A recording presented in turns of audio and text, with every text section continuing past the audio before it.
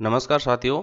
वर्ग और वर्गमूल की क्लास अपनी चल रही थी, जिसमें आज अपन थोड़ा पीछे का जो है उसका रिव्यू कर लेते हैं। देखिए, हमने देखा था कि कोई वर्ग संख्या जो है उसमें हमने उसके इकाई के अंकों का तुलनात्मक अध्ययन किया था। तो जिसमें हमने देखा था कि यदि किसी संख्या के इकाई स्थान पर 0, 1, 4, 5, 6, 9 आता है तो वह संख्या हमें वर्ग संख्या के रूप में प्राप्त हो रही थी। इकाई स्थान पर हमने तुलनात्मक अध्ययन देखा था, जब संख्याओं का वर्ग लिखा था और उसके इकाई स्थान की तुलना की। फिर इसकी तुलना से हमें यह जानकारी मिली कि उन वर्ग संख्याओं में 2, 3, 7, 8 ये 4 अंक इकाई स्थान पर हमें प्राप्त नहीं हो रहे। इसका मतलब किसी भी संख्या को, वर्ग संख्या को देखकर हम पता लगा सकते हैं कि यदि उसके इकाई स्थान पर 2, 3, 7, 8 नहीं है तो वो वर्ग संख्या नहीं है। उसके बाद में हमने देखा था कि कोई संख्या वर्ग संख्या है या नहीं है, इसका पता कैसे लगाए। इसका दूसरा तरीका यह है कि हम उसके अंकों को जोड़ दें। जैसे 25 है, 25 में अंकों को जोड़ो, 5 और 2 7 हो गया तो 7 आ रहा है। 36 को जोड़ लो, 3 + 6 उसके अंकों को जोड़ना है अपने को, कुल मिला के बात यह है। तो यहाँ पर 9 आ रहा है। इसी तरीके से हमने देखा था कि यदि 1, 4, 7, 9 संख्या के अंकों का योग इकाई स्थान प्राप्त होने तक करते हैं और वो योग उनका 1, 4, 7 एवं 9 प्राप्त होता है, तो हम निश्चित तौर पे कहेंगे कि वह एक वर्ग संख्या है। इस 1, 4, 7, 9 को हम बीजांक कहेंगे। वर्ग में 1, 4, 7 जो 9 है वो बीजांक कहलाएंगे। फिर हमने देखा था कि कोई संख्या है, उसमें इकाई स्थान पर यदि 1 और 9 है तो वर्ग संख्या में इकाई स्थान पर सदैव 1 प्राप्त होता है कि 1 का वर्ग तो 1 होता ही है। 9 में 9 का वर्ग करते हैं तो 81 प्राप्त होता है, तो इकाई स्थान पर 1 आता है। तो इसका तो अपन डायरेक्ट इकाई स्थान वाले का वर्ग करके ही पता लगा लेते हैं। फिर यदि किसी संख्या में इकाई स्थान पर 2 और 8 है तो 2 दूनी 4, 8 × 64, तो इकाई स्थान पर वर्ग संख्या में इकाई स्थान पर 4 प्राप्त होता है। और यदि किसी संख्या में इकाई स्थान पर 4 और 6 है तो उसकी वर्ग संख्या में इकाई स्थान पर सदैव 6 प्राप्त होता है। इसी तरह हमने देखा था यदि इकाई स्थान पर 3 और 7 है किसी संख्या में तो उसकी वर्ग संख्या में सदैव अपने को 9 प्राप्त होता है। 3 का वर्ग करो 9 मिलेगा, 7 का वर्ग करो 49 मिलेगा, तो इकाई स्थान पर अपने को 9 प्राप्त होता है। इसके बाद में हमने देखा कि अगर कोई संख्या है और उसमें सम संख्या में शून्य है तो वो सदैव एक वर्ग संख्या होती है, और अगर किसी संख्या में विषम संख्या में शून्य है तो वो वर्ग संख्या नहीं होती है। ये छोटी छोटी जानकारियां हैं वर्ग से जुड़ी हुई जो मैंने आपके सामने रखी है। इनका रिवीजन मैंने आज की इस क्लास में करवा दिया है। और उसके बाद में अपन ने देखा था कि यदि हम दो क्रमागत वर्ग संख्याओं के मध्य संख्या ज्ञात करना चाहिए, जैसे एक संख्या 4 है, एक संख्या 5 है, इनका वर्ग है 16 है और 25 है, इनके बीच में कितनी अपूर्ण वर्ग संख्याएं प्राप्त होगी, क्योंकि 4 का वर्ग कर रहे हैं 16, 5 का वर्ग कर रहे हैं 25 मिल रहा है, तो इसके बीच में तो गैप आ रहा है ना 17 से लेकर 24 तक का। तो ये कितनी संख्याएं हैं, इन संख्याओं को एक तो अपन काउंट करें या फिर डायरेक्ट सूत्र के अनुसार ज्ञात करें। तो देखो 17, 18, 19, 20, 21, 22, 23, 24 कितनी हुई, 3, 3, 6 और 2 8। तो ये तो छोटी संख्या है इसलिए अपने ज्ञात कर लिया कि 8 है। लेकिन डायरेक्ट अगर अपन सूत्र से ज्ञात करें तो आप इसके लिए 2n सूत्र लगाए, जहां पर n क्या होगा, छोटी संख्या जो है उसका मान होगा।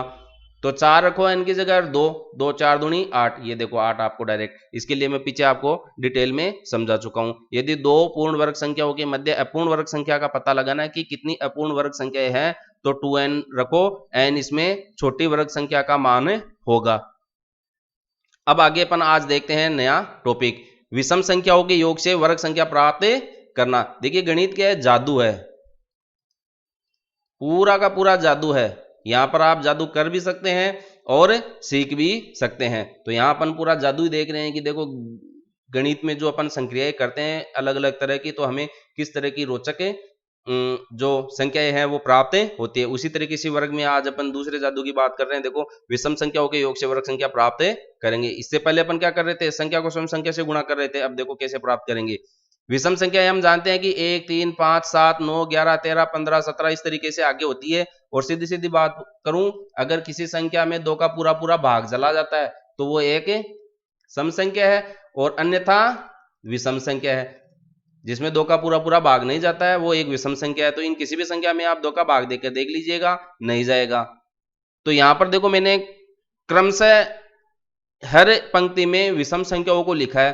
पहली विषम संख्या 1 है, फिर 1 + 3 2 संख्याएं लिखी योग के रूप में, फिर 1, 3, 5 3 विषम संख्याओं को जोड़ा है, फिर 4 विषम संख्याओं को जोड़ा है, फिर 5 विषम संख्याओं को जोड़ा है। यहां पर प्लस का निशान आएगा, 1 + 3 + 5 + 7 + 9। और इसके आगे फिर इसी तरीके से आप 6 विषम संख्याओं को जोड़ो, 7 को जोड़ो, 8 को जोड़ो, 9 को जोड़ो, 10 को जोड़ो, इसी तरीके से आगे जोड़ते चले। अब इसके आगे की बात करते हैं। देखिए 1 है, तो 1 के ऊपर तो अपन कितनी भी घात लगाए तो उसका मान सदैव 1 ही होता है, तो हम 2 भी लगा सकते हैं। तो 1 की घात 2, तो ये एक विषम संख्या है। फिर 2 विषम संख्याओं का योग है, जोड़ो 4 आया, तो 4 को 2 की घात 2 के रूप में लिख सकते हैं। तो देखो 2 की घात 2 का मतलब ये 2 विषम संख्याओं का योग है, तो ये 2 विषम संख्या है यहां पर। फिर आगे लगातार 1 से प्रारंभ करेंगे, इसमें यह बात विशेष ध्यान रखें, विषम संख्याओं के योग से वर्ग संख्या प्राप्त करने के लिए सदैव 1 से प्रारंभ करेंगे, न कि किसी अन्य बीच की विषम संख्या से। तो 1, 3, 5 3 विषम संख्याओं का योग है।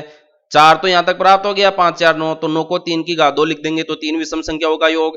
फिर 4 विषम संख्याओं का योग है, 9 में 7 जोड़ दीजिए, 16 हो गया। 4 का वर्ग होता है, 4 विषम संख्याओं का योग। फिर इसी तरीके से 5 विषम संख्याओं का योग, यहां तक 16 प्राप्त हो गया था।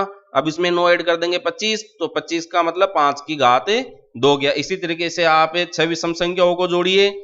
25 के बाद में क्या आ रहा है, देखो 9 के बाद में क्या है 11, तो 25 में आप 11 ऐड करो, 6 3 36 आ रहा है, तो सीधी सीधी बात है 6 की घात 2। तो इतनी संख्याओं का हमने तुलना करके देखा, तो लगातार जो मान प्राप्त हो रहा है उसी तरीके से ये आगे बढ़ती रहेगी। फिर अपने को 7 की घात 2 प्राप्त होगा, 8 की घात 2 प्राप्त होगा, इसी तरीके से मिलता रहेगा। अब इसमें महत्वपूर्ण बात देखो क्या है, हमने ये देखा हम लगातार 1 से प्रारंभ करके विषम संख्याओं को जोड़ रहे हैं। पहले एक विषम संख्याओं को जोड़ रहे हैं, पहले हमें एक विषम संख्या को जोड़ रहे हैं, ठीक है, पहले हम एक विषम संख्या को जोड़ रहे हैं। दूसरे स्टेप में 2, फिर 3 विषम संख्या को, फिर 4 विषम संख्या को, फिर 5 विषम संख्या को, फिर 6 विषम संख्या को जोड़ रहे हैं। तो जितनी विषम संख्याएं हैं उतना ही हमें वर्ग प्राप्त हो रहा है। एक विषम संख्या का योग 1, 2 का 2 की घात 2, 3 विषम संख्याओं का योग 3 की घात 2, 4 विषम संख्याओं का योग 4 की घात 2, 5 विषम संख्याओं का योग 5 की घात 2, 6 विषम संख्याओं का योग 6 की घात 2। तो ये भी हमें इतना भी याद रखने की आवश्यकता नहीं रहेगी, देखो सीखना सीधा सीधा मिल रहा है। जितनी विषम संख्याओं का योग है क्रमागत, उतना ही उतनी संख्याओं का वर्ग हमें यहां पर प्राप्त हो रहा है। तो इसके लिए हम क्या लिख सकते हैं, यदि कोई संख्या वर्ग संख्या है तो वह 1 से प्रारंभ होने वाली क्रमागत विषम संख्याओं का योग है। क्यों? क्योंकि देखिए हम अगर लगातार वर्ग करें तो देखो 1 का वर्ग प्राप्त हो रहा है, 2 का वर्ग प्राप्त हो रहा है, 3 का वर्ग प्राप्त हो रहा है, 4 का वर्ग प्राप्त हो रहा है, 5 का वर्ग प्राप्त हो रहा है, 6 का वर्ग प्राप्त हो रहा है। तो वर्ग संख्या ये तो लगातार प्राप्त हो रही है ना, वर्ग संख्या ये लगातार प्राप्त हो रही है। इसलिए ये जो वर्ग संख्याएं हैं वो वास्तव में क्या है, विषम संख्याओं का योग है, क्रमागत विषम संख्याओं का योग है जो 1 से प्रारंभ होती है। क्रमागत विषम संख्याओं का योग है जो 1 से प्रारंभ होती है। तो हम लिख देंगे यदि कोई संख्या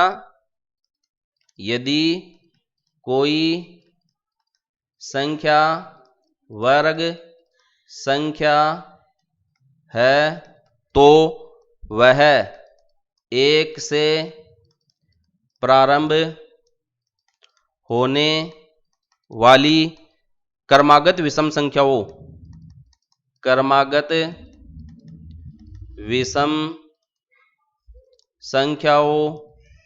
का योग होती है।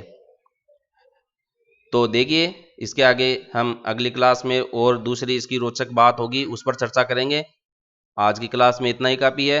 बने रहिए, सीखते रहिए। वीडियो पसंद आए लाइक करें, शेयर करें, सब्सक्राइब करें, बेल आइकन जरूर दबाएं ताकि जैसे ही मैं वीडियो बनाकर अपलोड करूं तो उसका नोटिफिकेशन आपको प्राप्त हो और आप इसका लाभ उठा सके। धन्यवाद।